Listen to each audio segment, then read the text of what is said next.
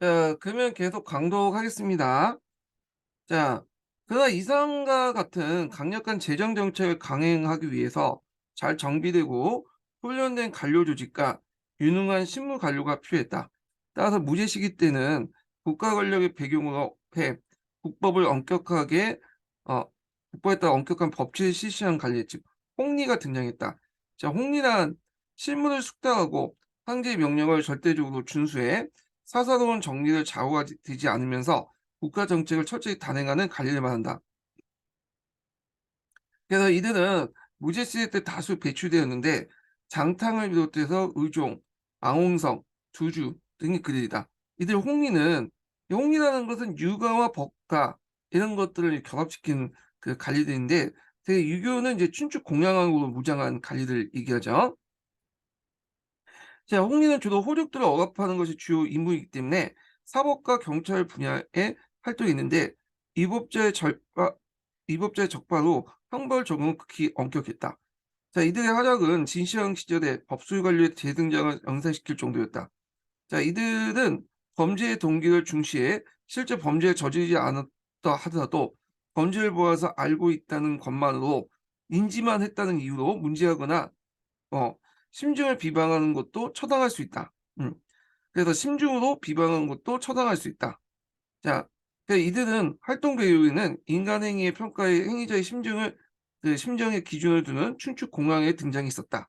그래서 이제 춘추 공양전 관련된 내용이 있는데 자, 여기 보면 공자가 지은 춘추에 공양고가 붙인 주석설 공양전이라고 하죠. 그래서 자전, 공양전과 더불어 춘추 삼전이라고 해요. 그래서 이 공양학은 그냥 춘추 경문에 숨겨있는 공자의 본래 뜻을 밝히는 데 목적인데 앞에서 얘기한 것처럼 공자가 그 원래 보이진 않지만 공자의 원래 의도, 행간의 의미를 파악하잖아요. 마찬가지로 이때 이제 그 춘추 공양을 바탕으로 했기 때문에 인간의 어떤 보이는 행위뿐만 아니라 그 행위에 숨어있는 의도까지 파악하는 거야. 그걸 통해서 처벌할 수 있는 거죠. 근데 이런 게 상당히 주관적인 거잖아. 그래서 어떤 관료가 있는데 아무 짓도 안 했어. 근데 그 뭐냐면 황제가 얘를 별로 못마땅해. 그러면 그걸 알아듣고 인제 눈치껏 이런 이 홍리들이 와서 인제 뭐냐면 그 "너 뭐 반역할 의도가 있지." 하면서 잡아내서 처벌할 수 있다는 거야. 예. 자, 하여튼 무제 시대 유학은 이 법치 이론적 무기도 하였다. 홍리와 반대로 유형의 관리가 순리이다. 그들은 중앙 집권적 행정 통치보다는 향리의 자율적인 질서와 사회의 안정을 추구해 권농이나 빈민의 규율을 중시했다. 자, 이들이 대거 등장한 건 좀 더 시간이 지난 선제와 원제 때다. 그래서 이제 요 원제 이후부터 이제 유교가 진짜 국교화됐잖아요. 예. 그러다 보니까 인제 요때 인제 유교적 원리에 입각한 순리들이 주로 많이 등장했다. 뭐 이런 내용 같아요. 자, 그런 것들 있고 그다음에 이제 한제국의 이제 대외 관계를 좀 볼게요.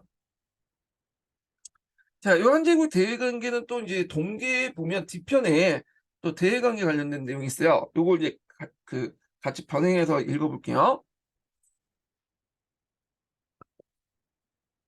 자, 중국 북방에 펼쳐진 몽골공원 일대는 원래 유목민 세기로서 옛날부터 장성 이남의 농경민과 대립과 항쟁의 역사가 전개되는데 한데 특히 활발한 활동을 벌인 것은 홍노였다. 자, 홍노는 BC 4세기 전국시대 중엽부터 중국의 역사의 모습이 드러났는데 스키타의 민족에서 비롯된 기마전법을 채용해 보병 위주의 그 중국 각국에 큰 위협이 되었다. 전국시대 내전을 틈타 이들이 대거 남하하자 북변에 위치한 진연조 국가에서는 각기 북쪽 병력을 장성을 건설하고 치안계 시대 때 30만 대군을 거느리고 목욕을 파견해 이들을 항하 이남 오르두스 지역으로 내쫓고 어 항하 이남의 오르두스 지역에서 내쫓고 북변의 수비를 위해 만리장성을 수축한 바 있다. 자, 진시황 때 음산 북방으로 쫓겨난 홍로는 진안 교체기 때 틈타 다시 세력을 만회했다. 자, 홍로의 군장을 선우라고 부르는데 선우였던 어 불친의 사내 무특이었다. 이 무특은 이제 자기 아버지를 죽였다고 알려져 있어요. 그래서 평상시에 인제 그 부하들에게 "무조건 내가 활 쏘는 방향으로 지시해서 쏴라." 이렇게 명령을 내렸고 만약 그 명령을 따르지 않는 부하는 죽였거든요. 훈련시켜 놓고 이 아버지가 지나가니까 이제 아버지를 향해 쏴. 그래 가지고 아버지를 죽였다고 하는데, 근데 이게 그 중국적 기록이기 때문에 100% 믿을 수는 없어. 예, 무특을 좀 약간 그 아버지들 죽이나 패륜화로 만들려고 그런 것도 이제 좀 조작할 수 있거든요. 하여튼 그러니까 BC 209년에 선호가 돼서 홍로 부족을 통합해 동쪽은 동호, 서쪽의 월지를 격파하고 흥한영을 에서 천산산맥 이런 대유목제국을 건설했다. 자, 유방이 장성 이남의 총을 물리치고 한제국을 건설하자 한과 홍로의 충돌을 불가피했다. 자, 이 충돌된 사건이 뭐냐면 마읍 사건이에요. 마읍 사건.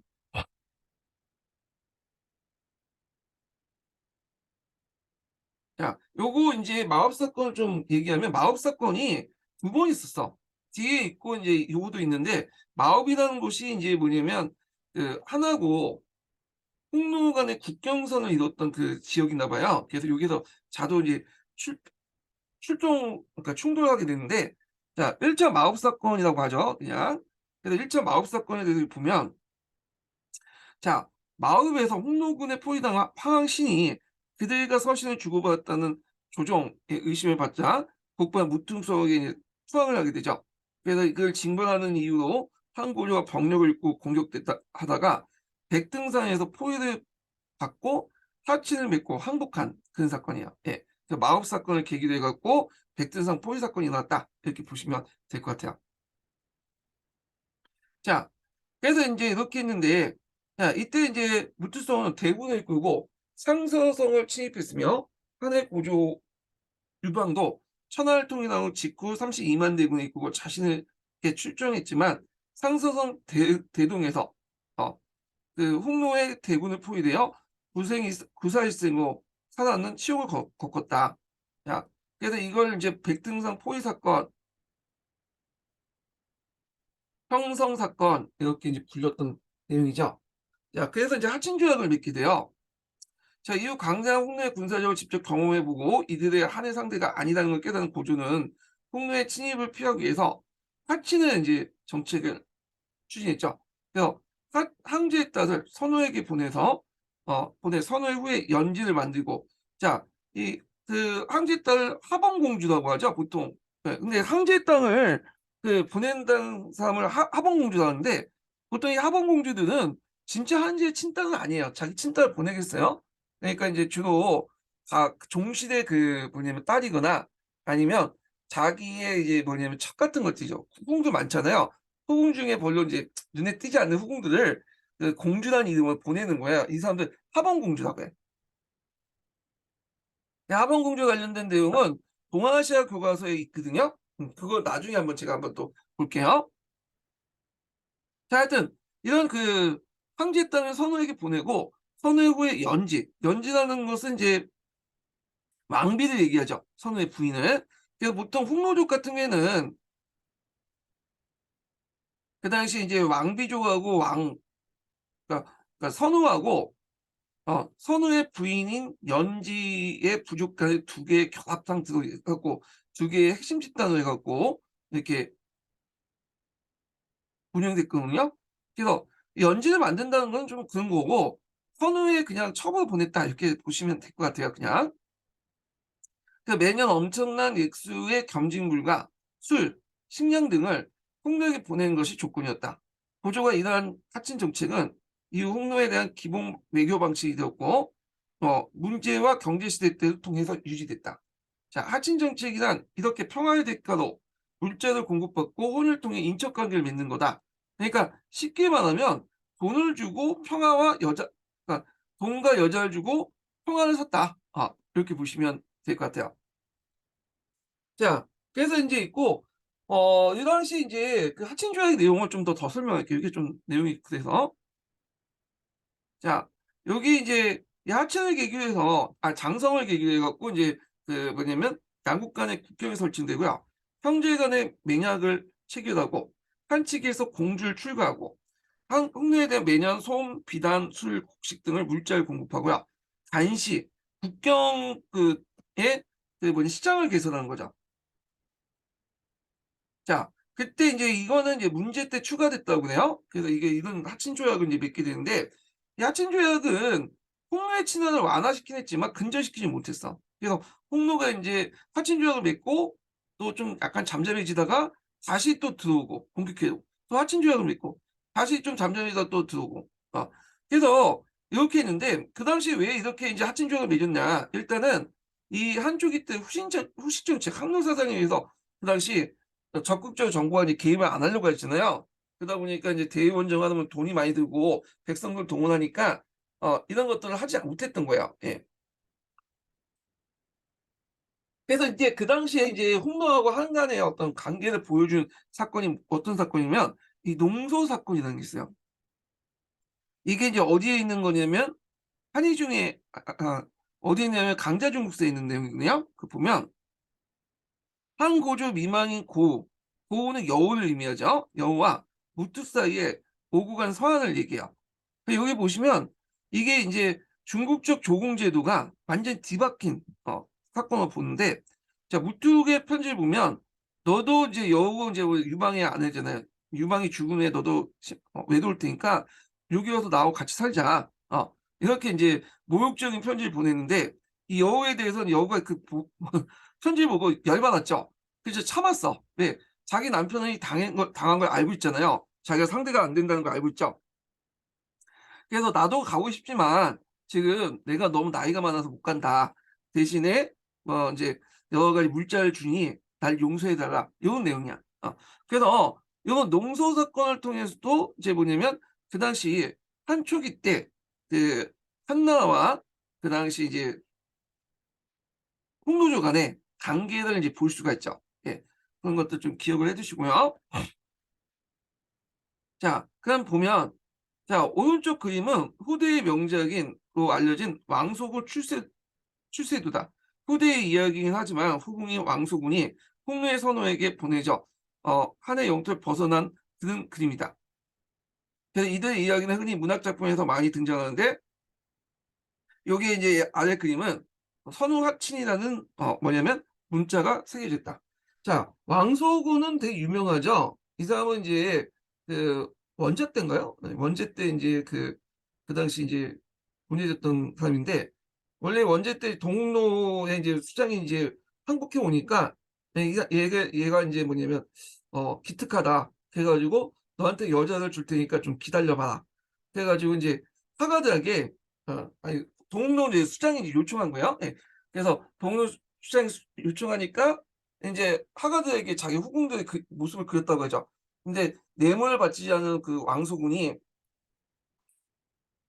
그림을 인제 하가가 이제 엉망으로 그려 놓으니까 그걸 보고 이제 왕소군을 인제 뽑아 가지고 주려고 했는데 왕소군을 직접 보니까 후회했다고 그런 내용이 있죠. 자 그래서 인제 이 왕소군 같은 인제 그런 여자들, 그러니까 하봉공주라고 하는 그 사람들이 홍로에 가 갖고 홍로의 여러 이제 뭐냐 문화를 알려줬죠. 홍로에 가서 한나라 인제 민족 문화나 이런 것들 알려줬잖아요. 그리고 인제 그 과정에서 이제 그 당시 인제 여러 가지 뭐냐면 또 물자교도 있었고, 그리고 한동안 인제 이렇게 이 여자들의 공헌 때문에 홍로와 인제 한나라 간의 평화 관계가 또 유지될 수 있었고, 이런 것들이 있어요. 예. 자 한의 하친 정책은 홍로의 침을 완화시키는 역할을 했지만, 원래 양국 간의 관계가 홍로 우위에 성립된다 데다가 그 후에도 홍로는 자주 평화를 깨고 국변을 침입해 한 제국의 물자와 인력을 약탈해갔다. 이 때문에 무제와 경제 시대 때 가히나 조조처럼 하친 정책을 전환해 강경 정책을 쓸 것을 주장하는 사람도 나타났다. 그래서 인제 이때 인제 뭐 했던 대홍로 정책들 전날 언급을 했죠. 그 대표적인 게 매장령 같은 그런 것도 있고, 그다음에 뭐 그 준전책 이런 것도 그 당시 있고, 뭐 3인 실변 정책 이런 정책도 이렇게 보시면 되겠죠. 그러면 이렇게 강경책을 하지 못했던 이유가 뭐냐, 두 가지 이유가 있는데, 당시에 무의 정치를 인제 추진했고 국내에 인제 제후방 세력들이 강대했기 때문에 대외 문제에 대처할 여력이 없었다는 거죠. 자 홍로는 인구나 물자, 그다음에 문화 면에서 모든 면에서 한제국과 비교할 수 없었지만 기만병 위주로 한 가공한 무력을 보유한 채 한제국에 오랫동안 굴욕을 강요했던 것이다. 자, 그렇다면 홍노는 왜 장성이남의 중국에 방북해서 침략했던 것인가? 이에 대해 유목민인 홍노는 초원과 사막 이내는 거주지의 지리적 환경 때문에 끊임없이 식량 부족에 시달렸고요. 그 때문에 농경지대에 침략했던 견해가 있다. 또한 당시 홍노는 한해 풍부한 산물에 눈독을 들였지만 특히 관심을 가진 건 견직물이었다. 자, 견직물은 이 비단이죠. 홍노 자신도 필요한 것이었지만 상당량은 교육품으로 사용됐다. 즉, 이 견직물은 실크로드 따라서 판매함으로써 이익을 확보해 군사적 재정적 기반을 삼았다는 것이다. 따라서 공납이나 교육을 통해 물자 확보에 만족하지 못하고 다량의 견직물 확보하기 위해서 한에 대한 보복과 위협의 수단으로 사용했다는 견해도 있다. 자, 여하간 한제국은 그들의 침입에 의해 공포에 시달렸고, 이는 한제국의 위협과 제국 또 종망에도 누구나 되는 문제였다. 자, 무제가 즉위한 후에 이제 그 중앙집권을 완성하니까 이때 또 본격적으로 나서기 시작하죠. 한초 이래로 경제적 회복과 문경의 치라고 부르는 시기죠. 발전은 또 인해 풍부한 재정을 기반으로 홍노에 대한 적극적인 강경 정책을 취했다. 그러나 이제 정면으로 홍노를 도전하는 것은 무리였기 때문에 군신소, 그 당시에 이제 선호가 군신소였어요. 원래 평성 부근에 마읍 사건이라고 하죠. 그 앞에서 이제 강자중국사에서 마읍 사건은 한 고조가 출병한 이유가 됐던 거고, 요때 이제 한 무제 때 마읍 사건은 이제 뭐냐면 한나와 홍노가 충돌한 사건을 얘기인데, 요걸 그냥 편의상 제2차 마법 사건이라고 할게요. 네, 마법 사건 두 개가 있어요. 그러니까 요거 기억을 해두시고, 한의 중에서는 2차, 그 다음에 광자중국사 1차 마법 사건이 나와 있어요. 자, 이 작전은 BC 133년에 실행을 옮겼지만 사진에 홍로에 감지되어 사전에 홍로에 감지에 실패했다. 자, 이 사건을 계기로 홍로와 한의 하친강에 결렬되었고, 홍로는 한해 속임수를 쓰어 한데 분노하여 매년 북변에 침입해 약탈과 사륙을 자행했다. 이에 대처하여 한은 BC 129년에 홍로의 군대를 파견하고 한과 홍로 간에 전면전이 도입됐다. 자, 무제가 대홍로의 이제 작전에서 채용한 전술은 철저한 물량 작전과 인해 전술이었다. 홍로의 기마병에 대응하기 위해서 위에 그 한도 기마병을 육성해 배 이상 병력을 맞섰다. 그래서 이제 보병하고 기병하고 합동 전략 전술을 잘 짰다 이렇게 보시면 될 것 같아요. 또한 위천과 각교봉 같은 항실에 관련 있고 젊고 유능한 장군을 전쟁에 투입했다. 위천과 각교봉은 그 어떤 사람이요? 외척이죠. 외척. 그리고 위청의 이제 뭐냐면 이종 그 조카가 각거봉이에요. 각거봉. 친척 관계요. 예. 이춘과 각경은 모두 무지의 부인과 화욕의 외척 출신이었다. 초기의 홍로의 전쟁에서 활약했던 건 위청이었고, 그는 무지의 총리였던 위항우의 동생이었다. 위청은 거기 장군에 임명되어 BC 129년부터 119년까지 총 7회에 거쳐서 홍로를 토벌 나섰다. 처음에 별다른 성과를 거두지 못했지만 3차 출정에는 홍로의 대승을 거두고 북방의 오누도스 지방을 수복하는 데 큰 공을 세웠다. 그다음 포기장군 각거봉 위청의 생지로서 조카죠. 이종 조카예요. 예. 그래서 이제 외조카라고 보시면 돼요. 외조카. 예. 그래서 주로 이제 서방의 홍로를 소거했다. 각거봉은 BC 121년 20세 젊은 나이로 포기장군이 되어 농서 일대 홍로족을 타격을 주고 하서 지역, 하서 사고를 뒀죠. 그래서 한해 지배에 두게 되는 공을 세웠다. 요 내용이 예전에 기출문에 나왔던 거죠.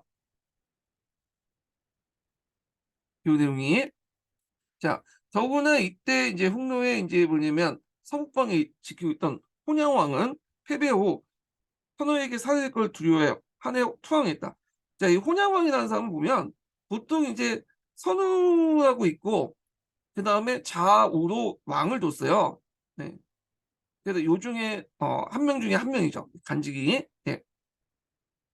그래서 이후 이제 하서 지역에는 사군이 설치되고 한해 서역 진출이 거침이 되었고 BC 119년에 위천과 각경이 상서에서 대군을 거느리고 출격했다. 자, 그래서 이제 하여튼 이거 과정에서 하서 사군 중에 대표적인 도시가 그 군이 지역이 둔왕이라고 있죠. 요거 예전에 기출이 나왔죠. 자, 이들은 평성 부근에서 갈라져 내몽골까지 진격했고, 이를 견디지 못한 선우는 악북 고비 사막을 넘어서 북쪽으로 도망갔죠. 그 망남 지역의 이제 근거지를 완전히 상실되었다. 자, 마법 전투로 시작된 대홍로 전쟁은 일단 한해 승리로 매듭지었다. 이렇게 했죠. 자, 그렇지만 이제 이것도 이제 초창기 때고 계속 이제 싸우다 보니까 홍로도 지치죠. 아니, 한도 지치잖아요. 결국에는 이제 그 무제 말기 때는 그 뭐냐면 한해 그 이제 충무에 대한 원정을 그만두게 돼요. 너무 이제 재정이 이제 고갈됐기 때문에 더 이상 싸우지가 못해. 예. 그래갖고 이제 이렇게 그만뒀다. 이렇게 보시면 될 것 같아요. 자, 그다음에 실크로드 계통간의 서역도 설치해 볼게요. 자, 서역이라는 그 범위는 되게 넓죠. 서역은 그 당시 중국의 서방을 위치한 여러 국가를 총칭하는 말인데, 좁은 의미로서는 중앙아시아 탈인분지 주변의 오아시스 국가를 가리키고요. 넓은 의미는 페르시아와 아라비아까지 포함한 지역을 말한다. 자, 이들 국가에 대한 지위와 풍속 및 정치 상황에 대한 정보를 알게 된 것은 이 지역을 여행한 무제 시대 때 장관 덕분이다. 자, 그에 의하면 실크로드 부리는 비단길이 개통되어 이후 동서 문화의 교류가 활발히 이루어졌다. 는 거죠. 자, 무제는 포로 간의 홍로봉사에서 여기서 현재국의 서북방인 간숙지방에 거주했던 월지가 홍로 원수지간의 이야기를 듣고 월지와 연합해 홍로를 공격할 계획을 세웠다. 그래서 장건을 월지의 사전을 파견했죠. 그래서 이제 요 장건 관련된 내용은 이제 각자 읽어보시고요. 자, 그래서 이제 결국에는 이제 안 됐고, 그 다음에 이제 또 그 장건이 두 번째 파견된 지역이 오손인데, 오손도 안 됐죠. 네, 그런 내용이에요. 그래서 이게 쭉 있으니까 한번 읽어보시면 될 것 같고요. 그 다음 장 넘어가서, 자, 장건의 기한 및 무제는, 기한 후 무제는 이들 서역제국과의 교섭을 위해서 서방의 교통에 해당하는 하서 지역 장악에 주력했다. 박거봉의 출정으로 이 지역을 확보한 무제는 BC 119년 이리 지역의 오손과 동맹을 하게 2차 또 장건을 파견했죠. 장건을 다시 사절로로 파견했다. 당시 오손은 왕위 계승 문제도 겹쳐 소기의 목적을 달성하지 못했다. 대신에 장건은 부하들은 대원, 대월지, 안식, 강건, 대하 등의 사신을 파견하여 수수 오손의 사절과 말 수십 마리를 데리고 귀국하였다. 자, 얼마 뒤 부하들도 각기 서역제국의 사절을 대동하고 귀국했다. 그 결과 한해 온 사절을 통해서 한 제국의 부강함이 세월에게 알려졌고, 이후 사절과 상인들이 왕래가 빈번해졌다. 서역부터 이제 포도와 석류, 계자리, 포도 등이 수입되었고, 서역의 음악과 기술 및 고개 등이 전해졌다. 반대 중국에서는 견직물이 수출했고, 이는 서역 제국의 인기를 끌었다. 자, 이 견직물은 중앙아시아, 서아시아를 거쳐 멀리 로마까지 운송되었다. 비단기란 의미는 이도 의미라는 이는 의미는 이로 인해 생겼으며, 아시아와 유럽을 잇는 교통로가 장건을 하기 위해서 비로소 국가 수준으로 공식 개통되었다. 자, 한편 무제는 BC 104년 외척인 이강리를 대원에 파견했다는 것.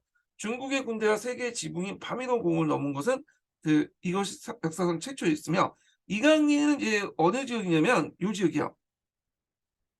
여기가 이제 하서 사곤이 요 지역이죠. 그리고 여길 넘어가지고 요쪽 지역을 이제 뭐냐면 요쪽 지역에 원정을 했던 것이 이강리야.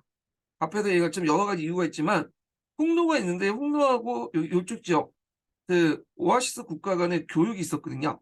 이 교육망을 차단하는 게 주 목적이었던 것도 있어요. 그래서 홍로의 경제적을 다운시키기 위한 목적이었다.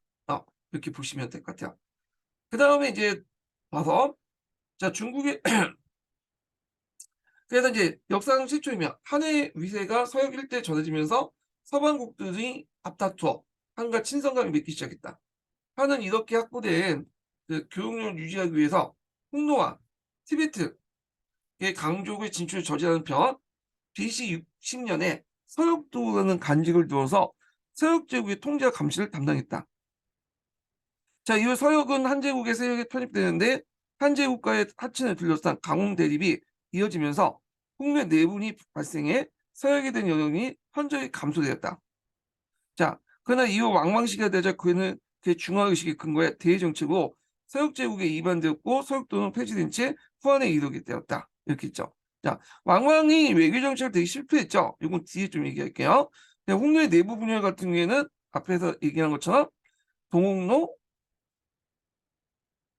남홍로, 서홍로 이렇게 네 분이 나왔고 그때 동홍로 수장이 그 앞에서 언급했던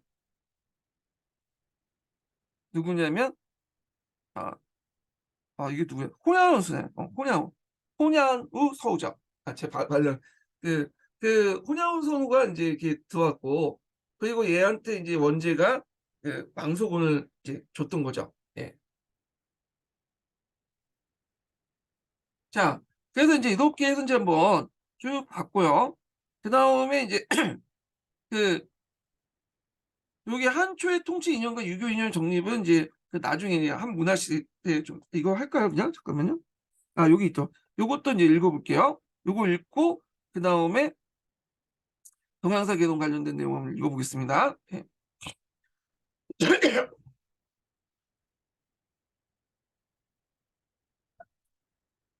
자, 한나라는 정치적으로 진나라의 가혹한 법치의 유산을 이어받았기 때문에 초기의 국가부의 후식 위주의 정책을 펴는 한편 도가의 무위 정치를 기본으로 한 소국적 정치를 시행했다.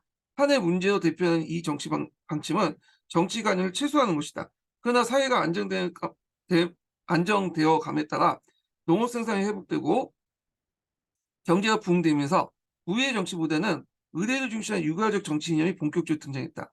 이미 한 고조 유방이 예약을 받아들여 엄정한 법적 통치를 유하고 장식한 걸 선언했고 무제는 강력한 중앙집권적 통치 체제를 구축함에 따라서 그것을 사상적으로 지지해 주었다. 그리고 국가의 권위와 위험을 갖추어 줄 기반으로 유학을 구함에 따라서 유학은 한제국 통치 이념을 자리 잡게 되었다. 한 부제는 유학자 동준서의 제언을 따라서 유학을 간학하였다. 동준서는 춘추 공약을 배워서 경제때 박사가 된 학자로서 그의 사상은 신비주의적 정치 사상으로서 오행설을 바탕으로 둔 청인상간설이다. 청인상간설 동일한 거예요. 또 이는 청인강은설이라고 한다. 간단히 말해서 하늘과 인간이 서로 교감하기 때문에 상대가 정치를 잘하면 하늘에 상승한 징조를 주고 잘못하면 재앙을 준다는 거야. 이 제의설이라고 하죠. 이 제의설 내용은 삼국사기에 자주 보여. 삼국사기에 보면 어떤 왕이 있는데 이 사람이 정치를 잘 못했어. 그러면 항상 그 징조로서 이 자연재해 같은 것들 보여주죠. 이런 것들은 다 이제 뭐냐면 그 청인상간설, 청인상은설과 관련된 내용이야. 예전에 청인상은설 쓰고 나온 적이 있거든요. 기출문제에. 지금 기억을 해두시고 그래서 즉 자연재해는 인간의 그 통치와 연관되어 있다는 설이다. 자, 이 학설은 형제를 중심으로 집권화 정책을 추진했던 무제에게 아주 적합한 사상이었다. 자, 무제는 이제 그 진화에 따라서 유교를 국가에 인정하는 학문 정통의 학문 인정하고 장안의 태학을 설립했다. 유교 경전인 오경 박사를 설치하고 그 다음에 그 아래 각 10명씩 50명의 박사 제자원을 두고 매년 시험을 거쳐서 우수한 우수한 인물을 관리부부장인 난중에 임명했다. 또 2년 후에 지방 군군에서 호행이나 첨령에 이를 시천한 인물을 한 명씩 청구받아 선발을 거쳐 난중에 임명하여 관리등록법 실시인데 이게 호령가라고 한다. 그 결과 유학을 배워 교환과 덕목을 익힌 자가 관리가 된다는 원칙이 세워졌는데 이것은 후에 문신관료의 위주의 유교 교과의 원칙이 되었다. 유학을 효과적으로 보급하기 위해 관리운영이라는 수단을 가미했기 때문에 이 정책은 더욱 효과를 나타낼 수 있었다. 자, 무제가 유교를 국교화해 사상을 통일케 하며 표면적으로 유교를 내세우긴 했지만 진정으로 유교의 간악화가 정착된 시기는 좀 더 그 흔히 선제와 원제 시기에 이뤘었다. 그러면 왜 이처럼 유학이 승리를 거뒀는가? 그 원인이 있는데 이건 동계에서도 앞에 내용도 있는데 여기엔 더 좀 몇 가지 더 추가했어요. 첫째 보면 한왕조는 진의 폭정을 없애는데 명분으로 성립된 왕족이기 때문에 진이 벽가를 내렸죠. 그러면 벽가를 반대하는 당연히 유가를 내세울 수밖에 없겠죠. 겉으로 내세울 수 있는 사상은 법과 대립되는 유가 위에는 선택의 여지가 없었다는 것. 둘째는 유학은 당시 한촌 내의 질서를 통치하는 데 적합한 사상이었다. 그래서 한촌 내에 지금 그 당시 그 내용에 불호라는 영장자가 있는데 이 불호의 영장자를 존중하는 그런 것들이 장유유서 이런 윤리들이 유교에 있었잖아요. 그러다 보니까 한촌 사회가 이제 통치하는 이런 불호들을 자기 편으로 끌어들여야 되잖아요. 그러니까 자연스럽게 이 유학 사상을 바탕으로 해갖고 했다 이렇게 보시면 되겠죠. 그래서 한대 그 항리사회는 불호라는 그 영장자 중심으로 한 자치적인 질서가 지배되어 있다. 결국 항리라는 확대된 가족 질서 형태를 띠고 있어 가족 윤리의 사상을 근거로 삼는 유학의 사고방식이 적용되었다. 따라서 유학을 존중함으로써 국가의 지배는 이 향리 질서를 유지하면서 국가의 권위에 침투할 수 있는 장점을 갖게 되었다. 자, 실제로는 왕조의 집권체제를 유지하는 데 있어 덕치주의는 지나치게 이상적이고 이를 극복하기 위한 법의 지배가 필수적이다. 자, 이는 이념과 현실의 문제이지만 동준서가 제시한 춘추 공약은 법치주의 이론적 무기로 병용할 수 있었다. 앞에 이제 춘추 공약 자체가 어떤 통을 보이는 유교 경쟁보다는 그 공자의 미연대의 숨어 있는 뜻을 뭐냐면 밝히는 데 있죠. 그러니까 이제 심증을 바탕으로 해석을 가능하잖아요. 자, 이런 것들이 뒤에 앞에 좀 홍리처럼 이렇게 이제 심증을 바탕으로 뭐냐면 인간의 행위를 판단하고 처벌할 수 있는 그 근거를 마련해줘. 그러니까 이게 법과하고 뭐냐면 연동될 수 있어. 이렇게 강력한 법 집행을. 그래서 자기가 마음에 안 들면 이제 그 물증이 없어도 심증을 통해서 처벌할 수 있도록 하게 된 거죠. 자, 이게 즉 유학의 이름을 걸고 법치의 수행이 가능했다. 이는 한무제 시기 때 홍리 활동은 이 점을 이제 잘 보여주고 있다. 자, 여기에는 한초의 유학이 선진시대 원시 유학과 달리 여타 합파의 장점을 흡수하고 보다 종합적인 통치 힘을 제공하는 것도 작용했다. 그리고 새롭게 한초의 지도층으로 등장하고 있는 신흥 호족 계층에게도 향리의 자치와 가족 질서를 강조하는 유학은 그들에게도 활동의 근거지를 입지를 충분히 마련해 주기 때문에 환영받을 수 있다. 일종의 그 의사 가족 제도죠. 그 중소기업 가보시면 사장이 아버지고 그 사원은 아들이잖아. 그래서 이렇게 가족적인 분위기라고 하죠. 이런 것들이 상리 공동체에 맞다는 거야. 부로 입장에 올 때는 아버지고 호족도 아버지고 그 밑에 있는 사람은 그 자식이 되는 거죠. 그러니까 이런 것들을 합리화시킬 수 있는 게 일종의 뭐냐면 유교였다 이렇게 보시면 돼요. 지금도 뭐 중소기업이나 그런 데 가보면 되게 강조되죠. 가족적인 분위기. 뭐 일부 학교 가면 가족적인 분위기를 내세우잖아요. 자, 이걸 밑바탕에는 유교적인 어떤 사고방식이 들어가 있는 거죠. 자, 그러나 음양 오행사에 입각한 신비주의적인 어떤 유학은 후에 이제 미신적인 참의설로 흐르고 왕망 정권 찬탈의 사상적 근거를 작용하게 되었다. 이렇게 보시면 돼요. 자, 그 다음에 동계에 관련된 내용을 볼게요. 자, 한대 동아시아 문화권 형립과 동서문화 교류를 볼게요. 보통 이제 한제국 때 동아시아 문화권이 성립됐다고 하거든요. 그래서 그 동아시아 문화권은 예, 네 가지 요소가 있죠. 유교, 불교, 한자, 율령. 예. 그래서 이제 있는데 여기 성립됐다는 것은 여기부터 이제 출발했다는 거야. 확립은 여러분들 알다시피 당나라 때죠. 당나라 때. 예. 그래서 요거의 네 가지 요소가 이때부터 조금씩 성립되고 확립은 당나라 때 확립됐다. 예. 요게 이제 보통 교과서는 요기에 초점을 맞춰서 얘기를 하죠. 예. 그래서 이제 그거 관련돼서 예전에 시험문이 나왔던데 자, 보면 동아시아 세계의 한제국에 출연하고 전후한의 400년에 거쳐서 통치 과정에서 하는 문화적으로 세 가지 중요한 역사적 공헌을 이뤘다. 첫째는 황하 문명을 출발하여 은주시대에 거쳐 발달한 고대 문명을 정리하여 중국의 한문화를 완성시켰다. 보통 중국 문화만 한이라고 하잖아요. 한이란 대명사를 쓰잖아요. 그만큼 이 한나라 때 문화가 정리됐다. 이렇게 보시면 되겠죠. 둘째, 이와 같은 중국의 학문화는 중국 사회만 한정시킨 게 아니라 이들 기반으로 동아시아 지역을 확대시켜 동아시아 문화권을 형성하는 기반이 되었다. 셋째는 한제국에 의한 동서교역력 개척으로 동아시아 세계와 서남아시아 세계가 연결되면서 동서 문화의 교류를 중요한 역할을 하게 되었던 점이다. 그래서 구체적으로 이제 한제국은 동아시아 문화의 기본 틀을 마련했는데 동아시아 문화권의 기본 요소 한자, 유교, 율령, 불교라고 할 때 이들 문화 요소가 대체로 한제국의 통치 과정에 정비되어 주변 국가로 전파되면서 동아시아 문화권이 형성됐다. 물론 이제 이때 형성이라는 거고 확립된 것은 당나라 때 이렇게 보시면 될 것 같아요. 자, 이러한 동아시아 문화권 네 가지 공통 요소는 설립 과정에서 한제국의 출현과 밀접한 관련이 있고 율령제를 제외하고는 유교, 한자, 불교는 모두 종교 내지 학술적인 정신 문화에 속하며 이 점이 동아시아 문화의 특징으로 부각되기 했다. 자, 이와 같이 정신 문화가 주변 국가에 전파되어 동아시아 문화권을 형성하기 위해서는 이를 전파해주는 그 정치 군사 접촉 수단이 필요했다. 이러한 정치 군사적 작용을 시작한 것은 바로 한제국이다. 따라서 여기에서 한제국과 동아시아 문화권 형성과 깊은 관련된 것을 찾아볼 수 있다. 자, 요거 있고 그 앞부분에 동아시아 형성 과정을 각자 읽어보시고요. 그 다음에 하이사상을 좀 볼게요. 이 하이사상은 이제 그 내용을 보면 중국은 중하라고 생각하고 자신을 기준으로 가지고 그 주변에 이제 다 오랑캐라는 사이관을 갖고 있죠.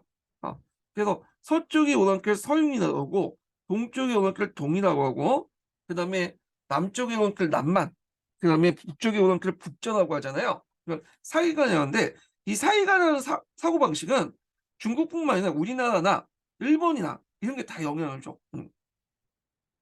그래서 이제 이 하이사상이 이제 한나라 때부터 이제 확립됐다. 뭐 이런 내용들인데 뭐 한번 읽어보시면 될 것 같고요. 자, 그 다음에 이제 한나라 같은 경우에는 한무제 때죠. 한무제 때 이제 조공채권 관계를 그 자기 주변 국가에 이제 요구를 하게 되죠. 이 조공채권 관계가 동아시아 국제 질서에 영향을 주는데 예전에 기출문이 나왔잖아요. 그래갖고 이제 요거는 이제 좀 눈여볼 게 뭐냐면 원래 조공채권 관계는 주나라와 그 밑에 제국 간의 관계였어요. 그러니까 중국 국내적인 어떤 그런 관계였는데 한무제 때부터 이 조공채권 관계가 동아시아 국제 질서를 형성하는데 큰 역할을 했고 대외적 관계가 확대됐다. 이렇게 보시면 될 것 같아요. 그래서 조공채권 관련돼서는 예전에 한번 시험문이 나왔죠. 자, 그러면 이제 한번 읽어볼게요. 자, 한해 통일제국은 유교주의를 표방하고 있기 때문에 주변 국가에 대해서 왕이나 후의 자기를 그 수여하고 책봉이죠. 자, 이를 통해서 정치적 관계를 갖기 시작했다. 조선의 위만왕을 비롯해서 남원왕, 민원왕, 동구왕, 그 다음에 그 예로 동왕이 그 예로 동아시아 세계 형성의 초기 단계에 해당한다. 자, 한무제에 의해서 대해정복으로 조선과 남월, 민원이 멸망하고 한 군이 편입됐다. 그 밖에 이제 서남미 제국과 서역 여러 나라 그리고 만주 한반도에 고구려 부여 사만 등 왕후나 호호를 받고 한과 관계를 유지했다. 그래서 한무제의 정책은 크게 두 가지예요. 주변 민족에서 정결해서 자국의 영토 병합시키거나 또는 그렇지 못할 경우에는 조공채권 관계를 통해서 그들을 중국 질서 안으로 편입시키는 거죠. 예. 자, 일본에 대해서도 강무제 말기에 외항이라고 봉하는 금인이 사용되었고 조선의 낙랑굴동의 간접적인 영향에서 직접적인 영향을 받기 시작했다. 자, 이와 같은 과정에서 한대 동아시아 세계에 성립됐으며 직접적 배경으로는 유교주의 통치체를 꼽을 수 있다. 그래서 한때 이제 동아시아 국제 질서의 형성 배경에 유교주의 통치체제가 밑에 깔려 있다는 거죠. 자, 전한 무제에 의해 유교의 간악화로 유교적 황제관이 덕지주의를 포방하게 되면서 지금까지 하위사상과 봉건사상의 이상한 형태로 정치사에 반영됐다. 자, 이들 바탕으로 중국 왕조와 주변 이민족 관계가 책봉관계, 조공관계에 정착되면서 한무제 때부터 그런 거죠. 동아시아 세계의 정치적인 구조를 형성하기 이루었다. 자, 이와 다른 면에서 한왕조의 출현이 동아시아 세계를 여는 또 다른 계기를 마련했다. 즉, 한 무지에 의해서 동방정복이나 남방지배는 이 지역의 주민에게 중국 문화에 직접적인 영향을 주어 사회와 문화 발달에 방해되었다. 자, 그러나 다른 한편으로 이민족 지배에 대한 강한 민족적 자극을 불러일으켜 정치적 발전을 이룩하면서 고대 국가의 주변을 가져오게 만들었다. 자, 무제가 설치한 한사고는 낙랑골 지역은 곡 폐지되거나 다른 지역으로 옮겨갈 수밖에 없었던 한민족의, 여태 한민족은 우리 민족을 의미한 거예요. 끈질긴 저항이 있었기 때문이고, 이러한 형상은 월남의 교지국의 징측과 징이 두 자매의 반란, 요거 상당히 의미 있는 반란이죠. 증짝 징이 두 자매의 반란에서 나타난 것으로, 이는 중국 지배에 대한 베트남인들의 최초의 대규모 저항이며 이 지방의 정치 사회 발전에 큰 목을 한 거다. 그래서 여기 동아시아 교과서에 증짝 징이 반란이 나오거든요. 네. 그래서 좀 기억은 해두실 필요는 있을 것 같아요. 자, 일본은 한해 지배받지 않았으나 기원전 2세기 때 외 소국 분립 상태에 있었죠. 이 야요이 시대라고 하죠. 야요이 시대 때 이제 쿠니들이 막 들고 일어났잖아요. 그래서 이제 쿠니들이 이제 수백 개의 쿠니들이 있었고, 그걸 외국 대란이 일어났다. 그 가운데 야마타 제국의 그 여왕 시미코는 이제 주술 정치를 바탕으로 한 거죠. 재정일치적 어떤 것을 바탕으로 통치했는데, 이 시미코의 세력이 컸는데, 이는 일본 고대의 정치사회 발전을 의미하며 중국 문화의 영향을 그 계기를 마련했다. 자, 요 일본과 관련된 건 나중에 일본사 할 때 좀 얘기할게요. 자, 이하여 이제 한 제국의 등장과 함께 동아시아 세계는 서서히 정치 문화인 공통성을 갖게 되고 동아시아 세계를 형성하여 나가게 되었다. 그죠? 자, 그 다음에 이제 동서교역로가 오아시아 도시국가 해볼게요. 자, 아시아 각 지역은 자연적인 장애로 지역 간의 교통이 불편하여 서로 떨어져 고립되었었다. 그러나 문명 세계로 접어들면서 지역 간의 교통이 차츰 열리게 되어 문화 교류가 시작됐고, 그 교역로가 이제 북방의 초원로와 남방의 비단길이죠. 그래서 이제 여기 초원길하고 그다음에 여기 이제 비단길 관련된 내용이 나오거든요. 예전에 한번 기출 문제에 뭐가 관련된 나오냐면 초원길과 비단길, 바닷길 이 세 가지 길이 있었잖아요. 그래서 그 세 가지 길에서 이제 어떤 것들이 교류가 됐나 이런 것들이 시험 문제 나왔어. 네. 그렇기 때문에 이거 좀 파악을 해줄 필요 있어요. 자, 일단 초원길은 여기 지도상에 보시면 알겠지만 여기 강이죠, 여기. 여기에 스텝 지역으로 해갖고 쭉 해서 이렇게 해서 가는 게 초원길이고요. 좀 아래에 이제 뭐냐면 그 비단길 있죠. 비단길.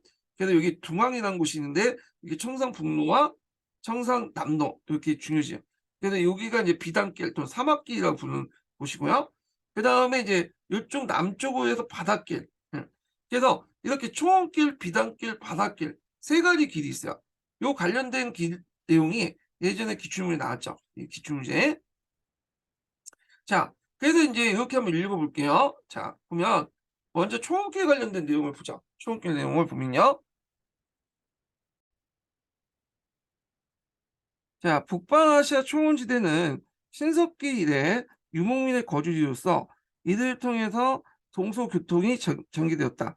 자, 그리스 역사학자 헤로도토스에 의하면 기원전 7세기에서 6세기경부터 그리스인들은 이미 흑해 쪽 해안지대를 출발하여 무라산맥을 중앙을 넘어 남시베리아 거쳐서 알타이 방면에 있는 초원길이 알고 있었다. 자, 이 초원길을 지배하고 있는 것은 그리스의 스키타인이라 부르는 2단계 유목민들이었다. 자, 이들은 역사상 최초의 기마 민족으로 유목 문화를 발전시켰다. 자, 이 스키타인 문화를 대표적인 그 유물에는 마구와 차구 등 같은 것도 있었다. 자, 마구라는 건 말을 탈 때, 기마할 때 필요한 것들이고, 차구라는 건 전차를 할 때 필요한 도구들이죠. 그래서 비롯해서 유목사의 생활에 필요한 장신류가 포함되어 있다. 자, 이런 그 청동기 문화는 금속 가공 기술, 그러니까 이런 스키타의 문화는 청동기 문화로서 금속 가공 기술이 되게 뛰어났어요. 그래서 이제 이런 금속 가공 기술은 청동기 스키타를 통해서 홍로족, 우리나라에도 영향을 준다고 해요. 자, 하여튼 그렇게 있고, 스키타의 문화는 초원로를 따라서 기원전 5세기에서 4세기경에 동방에 전파되어 남시베리아부터 몽골 콩몬에 퍼져나가 유명한 스키토 시베리아 문화를 창출했으며, 자, 이 문화의 영향을 받아 동아시아에서 최초의 기마 민족인 흑노족의 군사적 활약이 촉진되었다. 자, 흑노가 이제 청동기 무기로 무장한 용감한 기마 민족이 되어 민첩한 기동력을 발휘하면서 남방의 한민족을 괴롭히게 된 것은 이 스키타의 문화의 영향에서 비롯된 것이다. 자, 이런 스키토인 이제 시베리아 문화는 중국 사회에도 영향을 줬는데, 이는 춘추 말부터 전국시대 철기 문명 발달과 함께 기마 전술과 그 다음에 전국식 동기의 장식품을 낳게 되었다. 예. 그래서 이 기마 전술은 원래 한족의 문화가 아니죠. 전국시대 때 홍로에서 이제 받아들인 거야. 예. 그래서 이제 전국 그 초안지에 보면, 초안지 열국지에 보면 조나라 무룡왕이라는 사람이 있어요. 이 무룡왕이 홍로의 기마 전술 받아들였다고 되어 있거든요. 예. 자, 이와 같이 이제 고대 동서문화 문화의 교류에 나섰던 유목민족들은 저희 초원로를 이용해서 활약을 하였다. 자, 초원로의 남쪽 동터키스탄 지방은 건조지대에 속하지만 카린강이 흘러내린 곳으로 오아시스가 흩어져 있었다. 자, 이 오아시스 부근에 옛부터 아리아 계통의 민족이 생활하면서 도시국가를 세우고 동서의 중개물을 통해서 동서문화교를 큰 역할을 했다. 이때 이제 했던 것이 이제 있는데, 요때 이용했던 오아시스 부근의 도시국가를 이용했던 길이 비단길이죠. 원래 이제 그 오아시스 국가들은 그 앞에 있던 초원길을 이용했는데, 요 초원길에 이제 유목민족들이 너무 많은 세금을 부과하니까 그 아래로 좀 느리지만 비단길을 개척했던 거야. 예. 자, 이 길은 옛부터 중국의 비단이 서방을 수출했기 때문에 비단길, 또 교과서에는 사막길이라고 하죠, 여기를.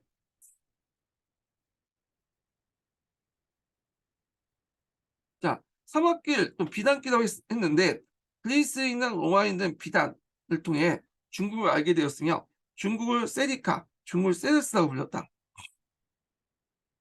자, 그래야 이 동서세계 여기는 비단길은 전하는 무제 때의 장건의 파견으로 중국과 서역 간의 교통이 더욱 활발해지겠다. 또한 파미르 공원 서쪽 아무강, 예, 그 다음에 시르강이 흐르는 지역에도 많은 오아시스 과들이 발달됐고, 이 사마르칸트 지방은, 자, 이 사마르칸트 지방은 되게 유명하죠. 동서교통의 요지로서. 제 이제 티무르 왕조 때나 부하르 왕조 때 중심 국가야. 이 사마르칸트가. 외워두시고. 사마르칸트 지방은 내륙아시아의 중심지 위치에 차지하여 홍로의 쫓겨간 월지가 이 지방에 대월지구를 세웠다. 또 남쪽에는 아무강을 건너 박트리아. 그러니까 오늘날 박트리아는 아프가니스탄 쪽에 있는 지역이에요. 여기 있는 지역이죠. 예. 요 지역에서 이제 인도사 관련돼 갖고 간다나 문화의 발생지기도 하죠. 여기가. 그래서 이제 인도와 통하는 교통 요지에 해당하므로 알렉산더 대왕의 동방 원정에서 그리스 세력들이 이 방에 뻗쳐 그리스 문화에 강한 영향을 받게 됐다. 그래서 여기에 이제 세워진 박트리아 왕국은 그리스 계통의 왕조죠. 여기는요.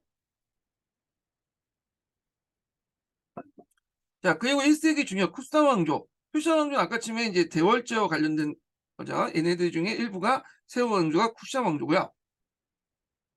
그래서 불교의 전파 문화교류에 커다란 역할을 했다. 한때에는 홍려 세력들이 강대해서 청산산맥의 북쪽에 통할 수가 없으므로 타크라카마 산맥과 남쪽 북쪽의 동서 연결하는 두 개의 통로가 열려 남도 북도로 했다. 자, 후에 청산 북쪽 길은 청산 북로로 하여 동네 길은 청산 남로로 했다. 여기 보시면 여기 있죠.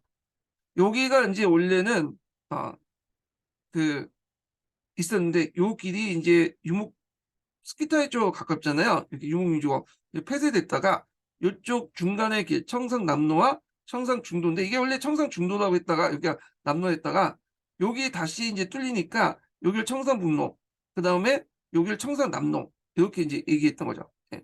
그래서 이제 이런 내용들 기억을 해두시면 돼요. 아니, 여기 길 뚫리니까 이게 여기가 청상남로가 된 거죠. 예. 여기가 원래 중도였다가 여기가 남로가 된 거예요. 예. 자, 그래서 이 비단길 연변에 위치하고 있는 중앙아시아 오아시스 도시국가는 파미르 공원을 경계로하여 그쪽에 타크라카나 사막을 중심으로 동트르키스탄 국가. 동트르키스탄 국가는 오늘날 신강 위구르의 서쪽 지역을 얘기해요. 그러니까 오늘날 말은 먼머스탄 쪽에 들어가 있는 나라들 있죠. 그런 지역을 얘기하는데, 자, 동트르키스탄 국가와 그 서쪽의 시르강, 아무강 유역을 중심한 서트르키스탄의 발달로 발달한 국가로 구분되었다. 아, 제가 말하자면 동터키스탄이 이제 신강 위구르 지역이고 신강 지역이고, 이 서터키스탄이 오늘날 그 중앙아시아 지역이야. 예. 이렇게 보시면 돼요. 그래서 뭐뭐 스탄 이렇게 있고, 그 예전에 신강 지역에 동터키스탄 공화국을 만들려고 했던 것도 이런 지리적 위치 때문에 이제 얘기를 하는 거야. 이렇게 국명도 그때 나온 거고요. 자, 서투르키스탄의 발달한 국가로 구분되었다. 자, 이들은 동서양 지역에 발달한 오아시스는 천승산맥과 파미르 공원에 쌓인 눈이 녹인 그 파미르 공원에서 나는 그 눈 때문에 이게 수온이 형성됐죠. 발달된 동아시아가다. 그래서 주민 대부분 인도 유럽을 속하며 도시의 규모는 큰 것은 인구 10만 명 구자국을 비롯해서 청상북도의 언기, 고목, 소도에 해당하고 요런 그 지역에서 있고 청상남도는 요런 지역이 있죠. 예. 청상남도에는 타미, 우전 등이 있었다. 자, 이들 도시국가의 인구는 약 2만 명 정도였고 인구 1,000만 명 정도가 아주 작은 도시국가였다. 자, 이들 오아시스 국가의 경제는 농업과 목축업과 함께 동서 중개 무역의 경제 기반이 되기도 했다. 한편 서투르키스탄 도시국가, 오늘날 스탄자로 붙은 국가들은 대상과 여행자에게 필요한 음료수를 공급하는 사막 속에 녹지되는 사막 같은 지역은 동테스크보다는 도시 규모가 작았다. 뭐 이런 게 있고요. 그 다음에 이제 현대 비단계 개통 관련된 내용을 볼게요. 이건 기출에 나온 거니까 꼭꼭 기억을 해두세요. 그래서 그 앞에 있는 이제 뭐냐면 그 한무제 때 비단계 개척 관련된 내용을 좀 자세히 여기다 적어놨어요. 여기 보면 현대 동서교통령은 주로 비단길을 이용하면서 전개됐다. 자, 이는 전환의 무제에 의해 대대적인 서방 원정회가 후한 때 반초의 서방 경력에서 비롯된 것이다. 전환 무제는 월지국가 동맹을 위해서 장관을 사자에 파견하였으나 동맹을 이루지 않았고 장관에 의해 비단길이 열리게 됐다. 한 무제의 이제 뭐냐면 서역경영이 동서교섭사에 있어서 특이한 것은 하서사군의 설치다. 여기 있죠. 요거 예전에 나왔죠. 무의, 주천, 그 다음에 장액, 동액, 동항. 여기 동항이 예전에 기출이 나왔던 거. 자, 이강기를 파견한 파미노 공을 넘어 투르키스탄 지역의 대왕. 이게 이제 페르가나라는 지역이야. 페르가나. 여기 한월만을 얻었죠. 정벌하고 홍로를 몰아내고 서로를 제압한 일이다. 자, 하소사군의 설치는 전환의 제1차 서방 진출할 수 있고 이에 따라 하는 비록 실크로드 길목을 확보하게 되었다. 자, 하서지방은 중국과 서역에 있는 오아시스 다리며 동시에 교위사막 북쪽에 몽골 공원의 유목민과 청해지방에 그 중국에 보면 청해성이라는 게 있어요. 그래서 신강 위구르 지역하고 티베트 남쪽 지역에 있는 청해성이 있거든요. 청해성의 지금 일부 지역은 원래는 이제 그 티베트 지역이었는데 중국에서 이제 티베트 지역을 좀 떼가지고 청해성을 또 만든 것도 있는데 하여튼 그 청해성 지역에서 강족을 이어주는 연결 기 청해 지방의 강족을 이어주는 연결 기지도 하였다. 자, 이런 의미에서 하서지방은 이른바 동서교통상의 십자가와 같은 요지였고 하서지방을 장악한 무제는 이곳에 70만 명의 중국인을 강제로 이주시켜 살게 했고 이 지역을 보호하기 위해서 만리장성 서쪽 끝에 동항에서 옥문강같이 확장했다. 그래서 이제 이렇게 있고 그 결과 중앙아시아 심장부인 타린분지 부근의 오아시스 농경지역에 살고 있는 여러 부족이 한해 지배에 들어가게 되었다. 따라서 이들 오아시스 지역의 도시 국가들은 동방과 서방의 교역용상에 위치하면서 중요한 역참적 역할을 담당했다. 자, 한편 하서사군을 설치하여 동서교통을 확보한 무제는 다시 오선 그다음과 동맹을 위해 2차로 장관을 서역에 파견했다. 자, 그리고 이제 그 관련된 내용은 이제 그 앞에 얘기했으니까 넘어가고요. 자, 그 다음에 이제 이학계 무제는 총했던 이씨, 이부인이라고 있어. 그러니까 무제 말년에 이제, 그 총했던 부인이거든요. 앞에는 위부인이 있는데, 위씨는 이제 늙었으니까 좀 약간 멀리하고, 그 젊은이 이부인은 이제 총했는데, 그 뭐냐면, 형인, 이강이가 이제 이씨의 형이라는 건 게 좀 많이 안 되죠. 얘가 동성연애자도 아니고 이게 여잔데, 그러니까 이게 형이 아니라 오빠죠, 오빠. 그래서 오빠로 곤치세요, 오빠. 이씨 이부인의 오빠인 이강리를 총사령관 임명해 두 차례에 걸쳐 대한정부를 감행했다. 그래서 이제 한 해 두 차례에 걸쳐서 대한 원정으로 성공으로 파미르 서쪽에 여러 나라는 한 나라의 실력을 확실하게 알게 되었고 살인분지 오아시스 여러 나라도 모두 한무제의 명예에 복종하게 됐다. 그렇죠? 이강린 나중에 이제 나중에 홍농 원정을 했다가 홍농한테 잡혀요. 잡혀갖고 그 홍농 집 밑에 들어가서 홍농 장군을 활동을 했는데 이강인은 이제 평상시 못마땅하게 생각한 사람들이 이강인이 이제 뭐냐면 뭐 한가 내통했다 해서 결국에는 이강인이 이제 거기서 죽게 되죠. 예.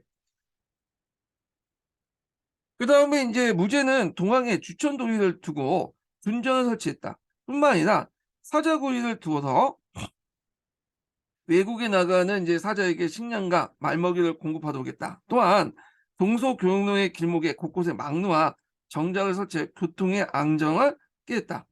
그래서 인제 요거는 인제 뭐와 관련된 내용이냐, 서역 원정로 확보를 위한 조치죠. 무제 조치. 그래서 한나라 사정은 끊임없이 파멸 설쪽에 여러 나라를 당하는 한편 서방의 사신과 무역선도 속속 한해 들어왔다. 그러므로 사자는 길에서 서로 마주칠 정도 빈번하게 오고 갔으며 사절단 인원은 많으면 수백 명, 적으면 100명에 이르렀다. 자, 후한 시대 때는 들어와서 그 초기에 이제 중간에 왕망이 있었어요. 왕망이 완전히 망쳐놓죠. 그래서 이때 훅노하고 서역 제국들이 이탈이 됐고 한동안 인제 이후한 때에 들어와서 요걸 다시 찾는다고 되게 노력을 했어. 그중에 인제 그 반고라는 사람이 있어요. 반초. 예. 반초가 그런 역할을 했죠, 반초가. 그 반초는 반고의 동생이죠.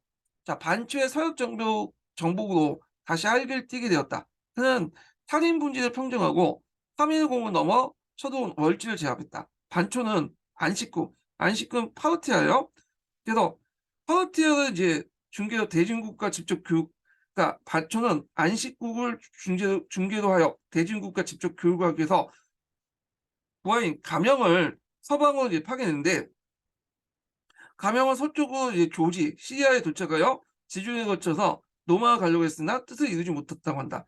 그 당시 인제 안식국 입장 볼 때는 그 예전에 인제 그 로마하고 한나라 간에, 그러니까 파르티아 입장 볼 때는 중개부를 통해서 막대한 이득을 취했는데, 가명이 직접 가서 뭐냐 로마에 가서 직구를 해 버리면 자신의 중개무역의 어떤 이익이 사라질 거 아니에요.